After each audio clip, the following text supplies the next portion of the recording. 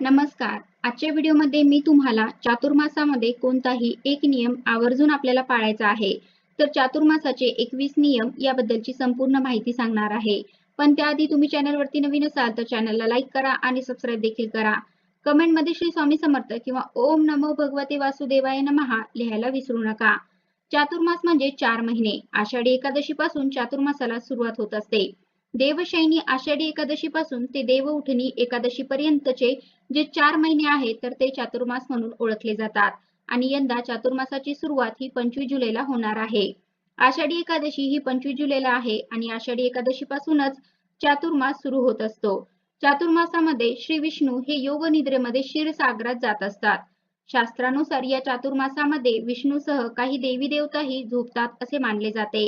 हिंदू धर्मामध्ये हे चातुर्मासाचे 4 महिने फार महत्त्वपूर्ण आहेत.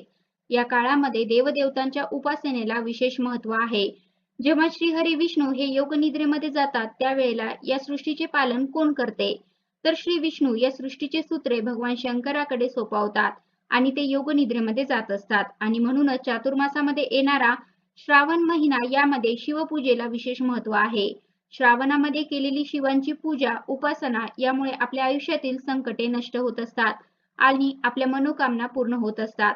त्यानंतर भाद्रपद महिना जो आहे तर या भाद्रपद महिन्यामध्ये गोकुळाष्टमी येत असते. या महिन्यामध्ये आपण श्रीकृष्णांची उपासना करत असतो. यामुळे सुद्धा आपल्या जीवनातील सर्व समस्या दूर होत असतात. यानंतर गौरी गणपती हे सुद्धा भाद्रपद महिन्यामध्येच येत असतात. आश्विन महिना जो आहे तर तो पितरांच्या पूजेचा आणि देवी दुर्गेच्या पूजेचा महिना आहे. या महिन्यामध्ये आपण आपल्या पितरांची पूजा करत असतो, पितरांचे श्राद्ध करत असतो. त्याचप्रमाणे आपण 9 दिवस देवीची सुद्धा उपासना करत असतो. आपण नवरात्री साजरी करत असतो. त्यानंतर कार्तिक महिन्यामध्ये श्रीहरी विष्णू हे योगनिद्रेतून जागे होतात आणि पुन्हा सृष्टीची सूत्रे आपल्याकडे घेत असतात. कार्तिक महिना हा श्री विष्णू आणि माता लक्ष्मीच्या उपासनेचा महिना असतो. चातुर्मासाचे 21 नियम आहेत. त्यापैकी आपल्याला जे नियम पाळणे शक्य आहे तर ते नियम आवर्जून पाळायचे आहेत. जास्त नियम पाळणे शक्य होत नसेल तरी सुद्धा किमान एक तरी नियम आपल्याला पाळायचा आहे. चातुर्मासाचे नियम पाळल्यामुळे आपल्या घरातील सुखसमृद्धीमध्ये वाढ होते, घरामध्ये बरकत येते, त्याचप्रमाणे आपले आरोग्य सुधारते, मानसिक ताणतणाव, मानसिक पीडा नष्ट होतात, आपल्या मनोकामना, इच्छा पूर्ण होत असतात, सर्व पापांचा नाश होत असतो. आपल्याला जर काही मानसिक विकार असतील, सततचे आजारपण असेल तर ते नष्ट होते. आपल्या पूर्वजांचे आशीर्वाद आपल्याला मिळतात. त्याचप्रमाणे भगवान विष्णू आणि शिवशंकर यांची आपल्याला कृपा प्राप्त होत असते. त्याचप्रमाणे दुर्गा मातेचे सुद्धा आपल्याला आशीर्वाद प्राप्त होत असतात. कोणकोणते नियम या चातुर्मासामध्ये पाळायचे आहेत?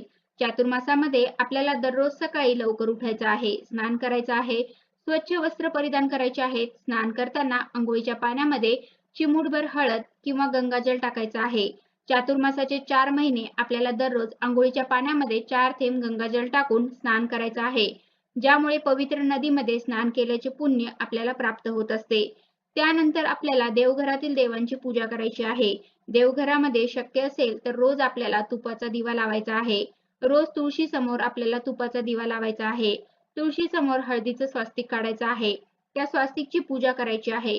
तुळशीला दररोज 11 प्रदक्षिणा घालायच्या आहेत. एकादशी तिथीला मात्र तुळशीला जल अर्पण करायचं नाही किंवा तुळशीला स्पर्श करायचा नाही. चातुर्मासामध्ये दररोज आपल्याला शिवपिंडीवर दुधाने अभिषेक करायचा आहे, बेलपत्र अर्पण करायचं आहे, पांढरे फूल अर्पण करायचं आहे आणि दररोज शक्य नसेल तर प्रत्येक सोमवारी आपल्याला शिवपिंडीची पूजा करायची आहे. मंदिरामध्ये जाऊन किंवा आपल्या देवघरामध्ये जर शिवलिंग असेल तर आपण दररोज या शिवलिंगाची पूजा जी आहे तर ती चातुर्मासामध्ये करायची आहे. त्यानंतर दररोज श्री विष्णूंना आणि श्रीकृष्णांना तुळस अर्पण करायची आहे. चातुर्मासामध्ये येणाऱ्या ज्या एकादशी आहेत तर एकादशीचे व्रत श्रद्धेने पाळायचे आहे. चातुर्मासातील प्रत्येक शुक्रवारी किंवा मंगळवारी सौभाग्यवतीची ओटी भरायची आहे. सौभाग्यवतींना एखादं सौभाग्यवान द्यायचं आहे. आपल्याला चातुर्मासामध्ये दररोज सूर्याची सुद्धा पूजा जी आहे तर ती करायची आहे. सूर्याला अर्घ्य द्यायचा आहे. तसेच आपला जो मुख्य दरवाजा आहे तर मुख्य दरवाजामध्ये लक्ष्मीच्या पावलांची रांगोळी काढायची आहे आणि त्याची आपल्याला पूजा करायची आहे. मुख्य दरवाजामध्ये तिन्ही सांजेला आपल्याला दररोज दिवा लावायचा आहे. चातुर्मासातील प्रत्येक बुधवारी गरीब विद्यार्थ्याला वही पेन द्यायचा आहे. जवळच्या मंदिरामध्ये आपल्याला दररोज तुपाचा दिवा लावायचा आहे. म्हणजे आपल्याला दिव्याचं दान करायचं आहे. दररोज शक्य नसेल तर आठवड्यातील एक वार आपल्याला ठरवायचा आहे आणि त्या वारी आपल्याला तुपाचा दिवा हा जवळच्या मंदिरामध्ये दान करायचा आहे. पुरुष सूक्तमचं पठण आपल्याला दररोज करायचं आहे. त्याचप्रमाणे 4 महिने आपल्याला विष्णू सहस्रनाम, व्यंकटेश स्तोत्र हे दररोज म्हणायचं आहे. या 4 महिन्यामध्ये आपल्याला मांसाहार, कांदा, लसूण हे पूर्णपणे वर्ज्य करायचं आहे. चातुर्मासामध्ये दररोज आपल्याला ओम नमो भगवते वासुदेवाय तर या मंत्राचा 108 वेळेला जप करायचा आहे. 4 महिने रोज भगवद्गीतेचा एक अध्याय वाचायचा आहे. चातुर्मासामध्ये आपल्याला दररोज जमिनीवर झोपायचं आहे. जमिनीवरती अंथरूण टाकून झोपायचं आहे. पलंगावरती झोपणे आपल्याला टाळायचे आहे. प्रत्येक बुधवारी बाप्पांची विधिवत पूजा करून गणपती बाप्पांना मोदकाचा नैवेद्य दाखवायचा आहे. एक वेळेला गणपती अथर्वशीर्ष म्हणायचा आहे आणि आपल्याला जर शक्य असेल तर दररोज गणपती बाप्पांना दुर्वा आणि जास्वंदीचं फूल आपल्याला अर्पण करायचं आहे. आपल्याला या चातुर्मासामध्ये आवडत्या वस्तूंचा त्याग करायचा आहे. जी वस्तू आपल्याला खायला प्यायला आवडते तर ती वस्तू आपल्याला या चातुर्मासामध्ये पूर्णपणे वर्ज्य करायची आहे. जसे की चहा असेल, कॉफी असेल किंवा दूध असेल, साखर असेल, कोणतीही एक वस्तू, कोणताही एक पदार्थ या 4 महिन्यामध्ये आपल्याला पूर्णपणे त्या पदार्थाचा त्याग करायचा आहे. 4 महिन्यामध्ये आपल्याला गाईला घास द्यायचा आहे. आपल्या घरी गाय असेल तर दररोज गाईला गोग्रास द्यायचा आहे आणि घरी गाय नसेल तर गोशाळेमध्ये जाऊन आठवड्यातून एकदा का होईना गाईला गोग्रास द्यायचा आहे.